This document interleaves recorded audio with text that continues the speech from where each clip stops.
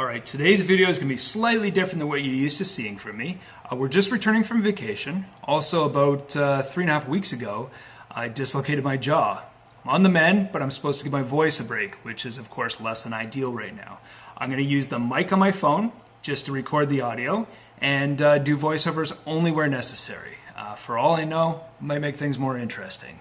So stick with me. I'm going to get you some updates on where I'm at with the FJ44 project, and then I'm going to get back to work.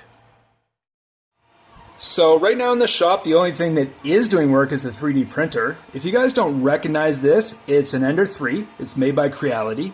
I've owned 2 of these so far, and I've had really good luck with them. Now I have added a few print items like these 2 pieces just to make it a bit more user-friendly. Pretty much the only thing I've had to do was to add this magnetic print bed, and in all honesty, the only reason I had to do that was, well, some guy might have gotten a little aggressive with a putty knife and completely destroyed the original one. But it was a cheap lesson, and now prints come off better anyways. Now I don't know if I've mentioned this before, but up until I got back into this Icon project, I have absolutely zero 3D print experience. So I'm kind of just learning as I go along. Currently training in Fusion 360 by Autodesk. It's pretty easy to use, and probably my favorite part is that it's free for hobbyists, so very little investment besides my time, and I can dump all my money back into stuff like this truck here. Okay, finishing up on the printer right now is what I hope to be the final version of the fan shroud for the steering servo cover I've been working on. If you follow on Instagram, you'll have seen something that looks like this. This is the mock-up version, and now the servo, which you'll see soon enough, sits underneath here, and this cover is, well, it's hiding it. Okay, first off, I will be giving a full background and overview on this body. However, I do think it warrants having its own video because it is such a large and important component to this build. Many years ago when I started this build, I'd intended for this to be my first scratch built body. But because we're dealing with Icon and I wanted to make sure all the proportions and details were as close as I could get them, I decided to call in a ringer. And who better than Richard Lutz? If you follow any scale radio controlled forums at all, you'll know him as Pardon My Noob. I think Richard's hands down one of the best scale bodywork guys I've met. He also knows his Toyotas, so who better for the project? If you guys want to check out his stuff, he's at Turks and Jerps. And like I said, keep an eye out for the upcoming video where I can feature the body as a whole. In this video, I really intended to build all the floor pans, and I do have the rear section partially built, but I can't build the center section until I figure out the firewall and the transmission tunnel.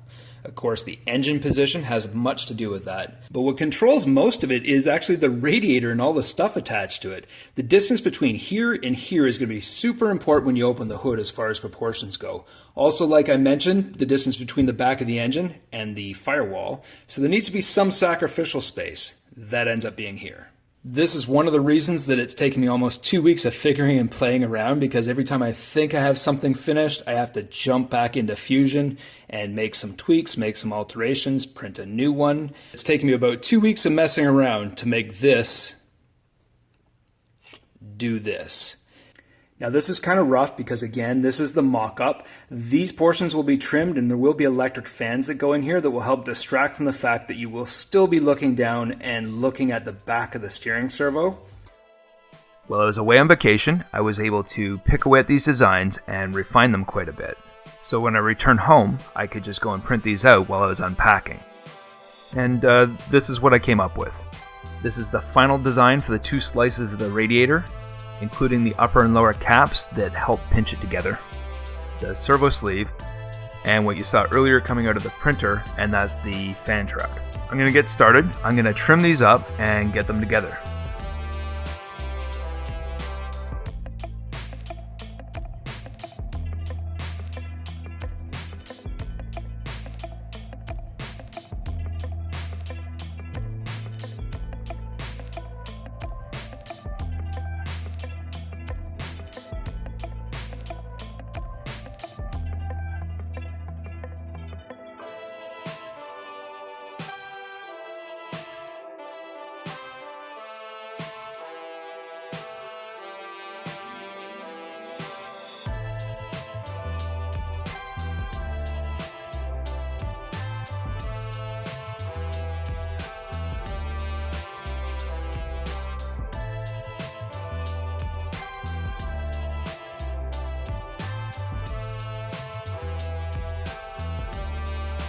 Okay, so the dust is settled, the primer is dried on the radiator assembly, or the servo cover, overnight, and I thought I'd show you guys what's next.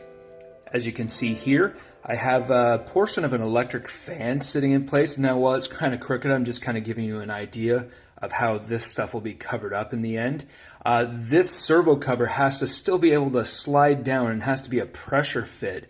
So I need to make sure that there's clearance past all these items so it can slide down into place, because you'll still have to bolt the servo down to the mounts if you ever have to service this thing. Now, if you do this stuff all the time, you might recognize this. I think this is from Intigi, and I'm not sure if they make them anymore, but it's just a chrome-plated plastic piece, and once it's trimmed up and primed black, it actually looks pretty good. Again, its only purpose is just to cover up the back of that servo, just in case you look down on a specific angle when you open the hood. Next up on the to-do list today is a transmission cooler. It's going to sit up here. I have to make a small shim for the front of the servo cover because it sits on a slight angle. This is actually a small slice of this. This is from Thingiverse.